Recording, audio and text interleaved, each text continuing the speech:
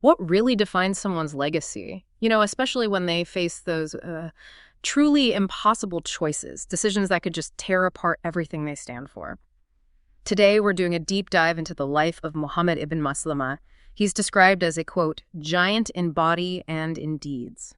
And our goal here, our mission, is to pull out some really profound insights from his life.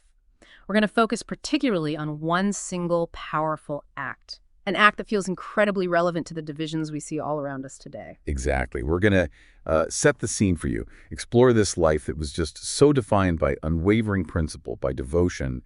Muhammad ibn Maslamah made choices, really significant choices that still echo. And hopefully they can shed some light on our own paths when we face tough dilemmas. Okay, so let's unpack this. Sources describe him as having this really striking physical presence. I mean, picture someone black, tall, sturdy, just towering over people at the time. A giant, not just physically, but in his actions, too. And what's really interesting is that his name was Muhammad before he even became a Muslim. It's almost like, his name itself hinted at the path he'd take. It's a fascinating detail, absolutely. And his early conversion, that's quite significant, too. He was an ally, a Caliph, they called it, of the Aus tribe in Medina. So that tells us he wasn't originally Arab. But he embraced Islam really early on at the hands of Musab ibn Umair. The very first missionary the Prophet Muhammad, peace be upon him, sent from Mecca to Medina. And get this, he became Muslim before some of the really big names in Medina, like Usaid ibn Hudayr or Sa'd ibn Mu'adh. That shows some serious foresight, deep conviction. Right. And then when the Prophet Muhammad, peace be upon him, arrived in Medina, he had this unique way of building community, didn't he? This brotherhood system, pairing the Muhajirin, the migrants from Mecca, with the Ansar, the helpers in Medina. It wasn't just symbolic, it was practical, creating a truly integrated community. And Muhammad ibn Maslamah, he was paired with Abu Ubaidah ibn al-Jarrah. What do we know about why they were paired? Oh, absolutely. The Prophet, peace be upon him, he was a very keen observer of people. He tried to match people with similar temperament, similar characters. And in this case, both Muhammad ibn Maslamah and Abu Ubaidah.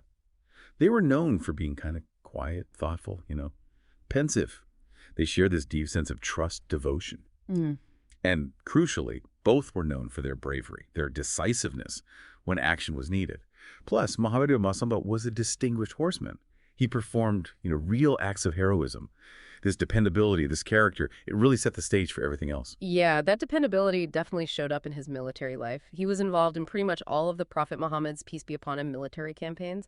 The only exception being Tabuk, right? Where he and Ali stayed back to protect Medina. And I love that little detail that later on he'd tell his 10 kids stories about these battles. Imagine those bedtime stories. Yeah. And his reliability, it's really clear in specific moments. Like before the Battle of Uhud, the Prophet Muhammad, peace be upon him, trusted him to command 50 men patrolling the entire camp all night long, guarding everyone. And then, during the battle itself, remember that disastrous rout when many fled? Muhammad ibn Maslamah was right there, and that small, brave group defending the Prophet Muhammad, peace be upon him, until things finally turned around. It takes incredible courage to stand firm when others are running. That says so much about him. So he proved himself on the battlefield. But what about challenges within Medina? Sources tell us the Prophet, peace be upon him, initially had agreements with the Jewish communities there, mutual protection, that sort of thing. But that didn't last, did it? No, unfortunately, it didn't hold. Some Jewish leaders started violating the agreement, stirring up trouble, encouraging enemies against the new Muslim community. This tension really ramped up after the Muslim victory at Badr. The Banu Qanuqa, one of the main Jewish tribes, they reacted really angrily. They even issued this petulant challenge to the Prophet Muhammad, peace be upon him, basically saying, you think we're like your people. You got lucky against warriors who didn't know war. Fight us and you'll see what real men are.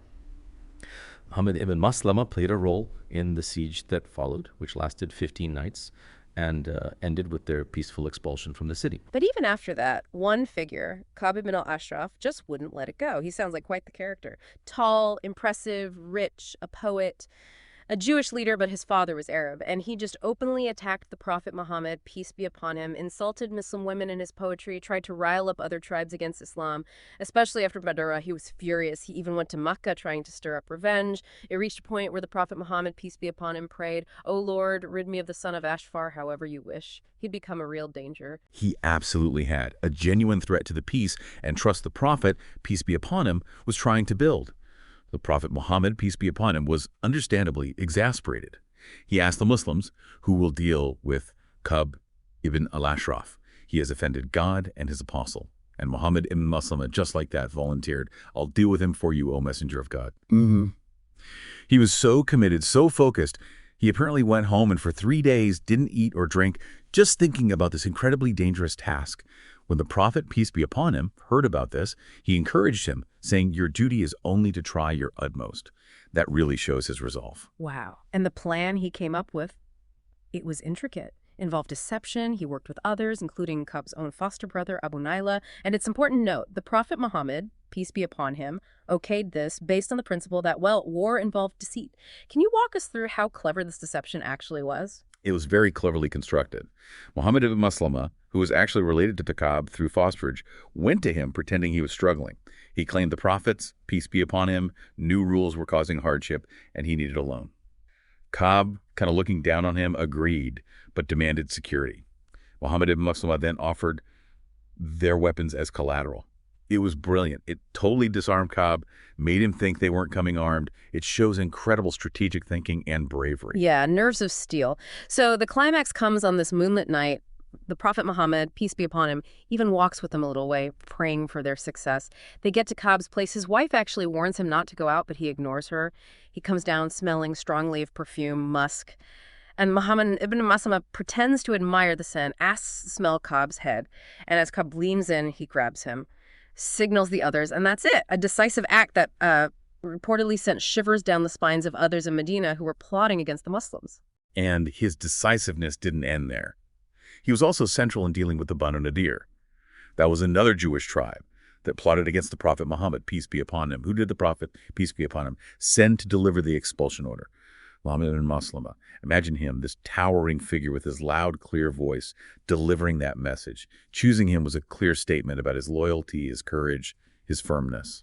It's really remarkable how his service continued just as strongly after the Prophet Muhammad, peace be upon him, passed away. He had this reputation, right, for carrying out tasks exactly as instructed, never more, never less. And those qualities, that's why Umar, the second caliph, relied on him so heavily, made him a minister, a trusted advisor. He was seen as this enforcer of justice. Absolutely. There's that story when Umar sent him to Egypt to Amr ibn al-As, the governor, to help sort out wealth distribution. Umar actually sent a message ahead to Amr, basically saying, look, accommodate him and forgive him if he seems a bit harsh towards you. Yeah. It shows Muhammad ibn Maslamah wasn't afraid to be blunt, you know. Direct. Right, and that directness definitely came out when he met Amr ibn al-As. The story goes he refused to eat at Amr's fancy table, chose simple bread and salt instead. And when Amr started complaining about the times, comparing his wealthy father to Umar's humble background, what did Muhammad ibn Maslamah say back? Oh, his response was sharp. He said something like, as for your father and Umar's father, they're in hell because they died before Islam. Then he added, and as for you, if Umar hadn't appointed you, you'd be happy just milking goats. Ouch. The source calls him a veritable scourge against all arrogant and haughty behavior. He was constantly upholding Umar's justice, the core teachings of Islam. Just zero compromise on principle. And then there's that really dramatic incident, him burning down the palace of Sa'd ibn Abi Waqqas in Kufa on Umar's direct orders. I mean, Sa'd was a huge figure, a companion, a conqueror. Imagine the impact. But it wasn't personal, was it? Not at all. It was about accountability. A public demonstration that no one was above the principles of justice and humility, even famous leaders. It was part of Islam's internal process of self-correction. And he continued serving faithfully under Uthman ibn Ali, Umar's successor. Which brings us to, well, the defining moment. Exactly. This is really the heart of his legacy, the act that sums up so much. It's after Uthman was tragically killed. And the unthinkable happens. Civil war, the fitnah, breaks out among the Muslims themselves. In that moment of chaos and division, Muhammad ibn Maslamah made a profound choice. He decided he would not take part in this fighting, Muslims against Muslims. And it wasn't just passive non-participation. He took the actual sword, the very sword the Prophet Muhammad, peace be upon him, had given him, and he deliberately broke it. That image is just so powerful. Why? What was his stated reason for doing that? His reason was direct and incredibly powerful. He said, and this is quoted in our sources, the Prophet, peace be upon him, told me to fight the idolaters with this sword, but if the Muslims fight each other, break it. Wow. So this wasn't just breaking a piece of metal. It was a deeply symbolic act a moral statement. Absolutely. It signified that the unity of the community, the bond between Muslims, was more sacred than any call to arms when that call turned inwards. It preserved his reputation perfectly, didn't it? The Night of the Prophet, peace be upon him, showing his ultimate loyalty not by fighting, but by refusing to raise his sword against fellow believers. It really makes you think, what does that act teach us today when we see divisions, conflicts within our own communities, our societies? It poses a huge question, doesn't it? When does standing on principle mean refusing to fight, even when you feel you're in the right? Muhammad ibn Maslamah's action suggests there are times when the weapon, whether it's a literal sword, harsh words, divisive tactics, is better broken than used against your own, prioritizing that greater unity. It's about recognizing when conflict becomes self-destructive, I suppose, even if the initial cause feels just. Precisely. It's about wisdom, discernment, knowing which battles are worth fighting and which ones ultimately tear down more than they build up. And there's that fascinating little detail afterwards. He apparently made a wooden sword and hung it up in his house. When people asked, he said, "I simply hang it there to terrify people. What do you make of that?" It's such a subtle, brilliant touch. He wasn't saying be weak or passive.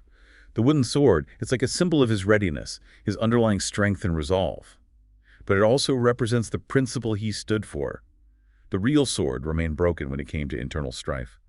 It's a reminder of his firm stance, his commitment to preventing that discord without suggesting he lost his strength. Yeah, it's a silent testament to the principle. So if we zoom out his whole life, it really is this incredible example of unwavering principle, deep loyalty, courage, and that relentless dedication to justice. A true giant, like the description said, and a legacy that absolutely still speaks to us. It truly does. His life offers such a powerful lens for examining our own choices and conflicts. So, for everyone listening, what does this mean for you? As you go through your day, maybe think about Muhammad ibn Maslamah's final defining act. What are the swords in your life? Maybe not literal ones, but maybe harsh words, or unyielding positions, or divisive actions. Are there situations, especially internal conflicts, where maybe those swords would be better broken than used? It's a challenging thought, but a really important one. We really hope this deep dive has given you something valuable to think about. And if you want to continue exploring these kinds of stories, please do subscribe to our YouTube channel, Sahaba Role Models. We share more insights there into these incredible figures from history. Thanks for joining us. طلع البدر علينا من ثنيات الوداع وجب الشكر علينا ما دعا لله داع أيها المبعوث فينا جئت بالأمر المطاع جئت شرفت المدينة مرحبا يا خير داع ما شاء الله we did it